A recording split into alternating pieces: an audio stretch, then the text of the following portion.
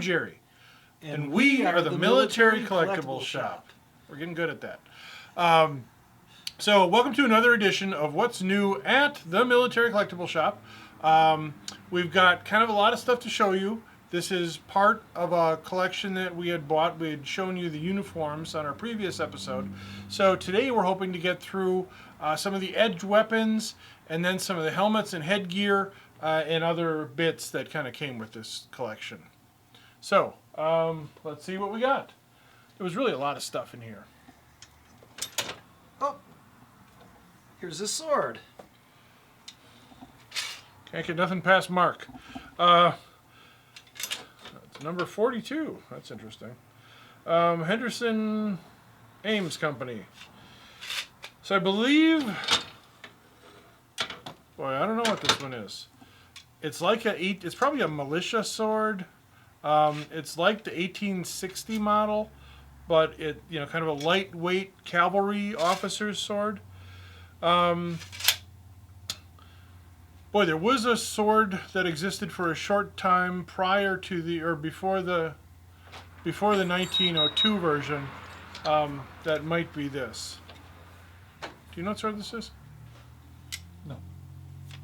All right, let's go to sword 2. Sword number 2. This is the 1872 pattern with the water pattern Damascus, as we like to call it. Officer's sword, kind of the Indian Wars era sword. And here we have a Civil War sword. This is indeed a Civil War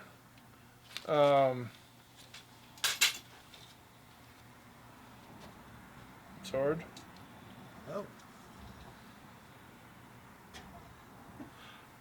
Yeah, we're really good at this.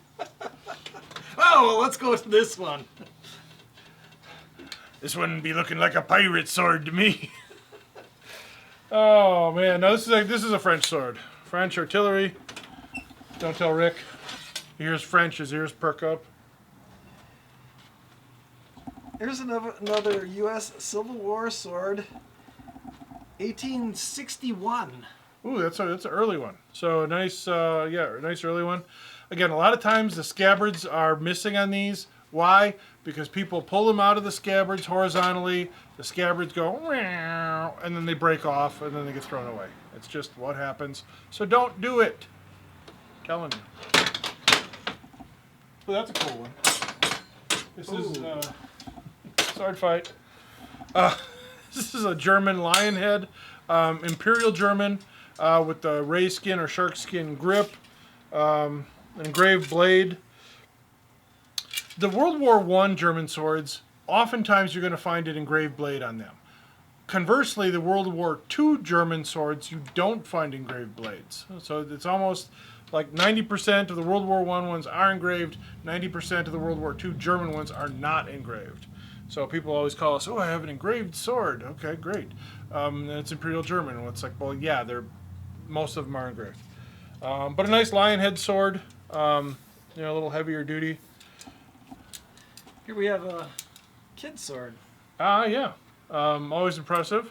Nothing like bringing the little kids into it. So yeah, a child's sword. The scabbard looks a little long for the sword. Yeah, he grew up. The sword itself, I would think, is either German. It's probably German. This scabbard, though, is for an American fraternal sword. Okay, we have one that's... But if the scabbard fits, yeah, this is a shame. This would have been a real beautiful Austrian court sword. It would have probably had mother of pearl handles, worn by diplomats and things like that. Very elegant swords. These are really very highly collectible when they're in a very nice state. Usually they have nice engraved blades. But again, this is kind of a grade 2 condition example.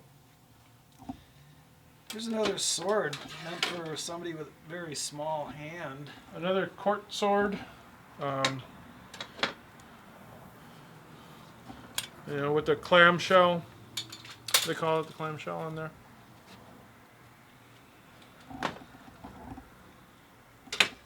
Well, we have artillery short sword.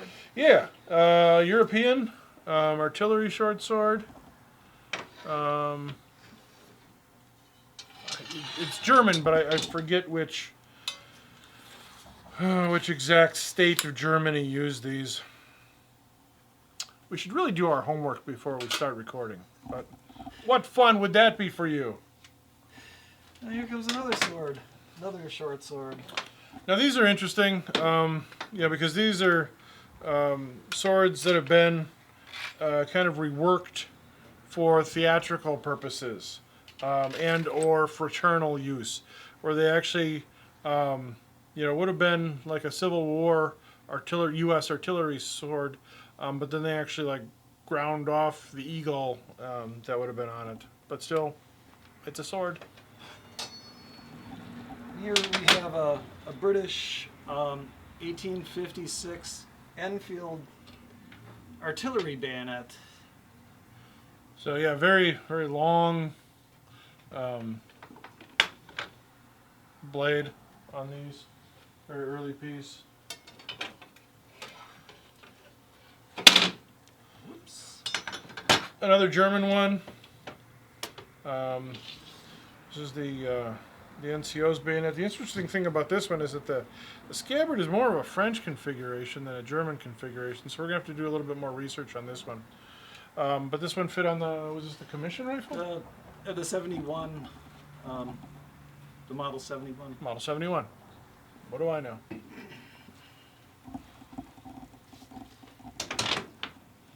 Another French one. Probably one of the most common bayonets in the world. One of the French. Was this for the grass? Yes.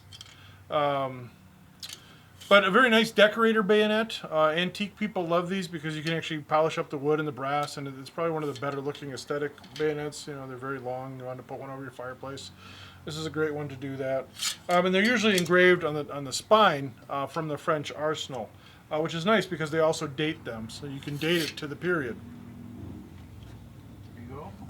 The U.S. one. This is a nice early U.S. This one's actually dated 1909.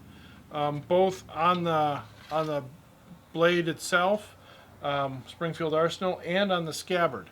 So it's a nice matching pair with the early suspension that would clip onto the belt buckle or web belt.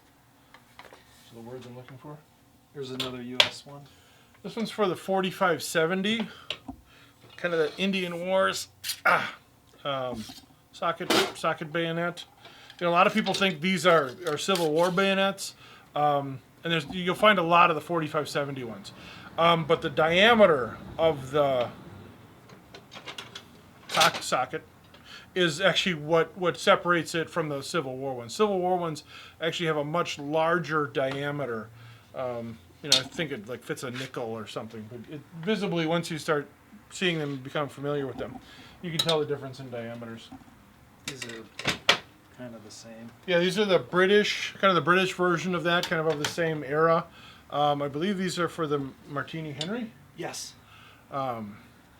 So widely used, also a very common bayonet that we see a lot of examples of. But again, a nice looking, probably one of the last of the socket bayonets, really. This is for the Moss. The French Moss? Yes.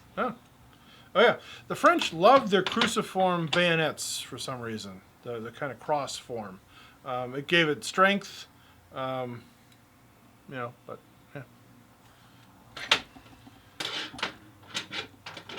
Do this one next. This is a German butcher bayonet, so called because of the shape of the blade, and then with a early leather scabbard. Usually you find these in metal scabbards, but this one at least came with this leather scabbard. I'm not completely convinced that it lives here. It seems like kind of a tight fit. I don't know. But nice bayonet, anyways. Which later evolved into the German K98 bayonet. Kind of the standard bayonet for the German Army, World War II. These came in both Bakelite handles and wooden handles. And for our final, Another cruciform, but I don't think it's French. I think this one might be Dutch. We need to spend some time with the Bayonet books. You can never have too many books. Or we'll have our friend Rick look them up for us. Okay, that's kind of the edge weapons. We'll move on to some of the headgear.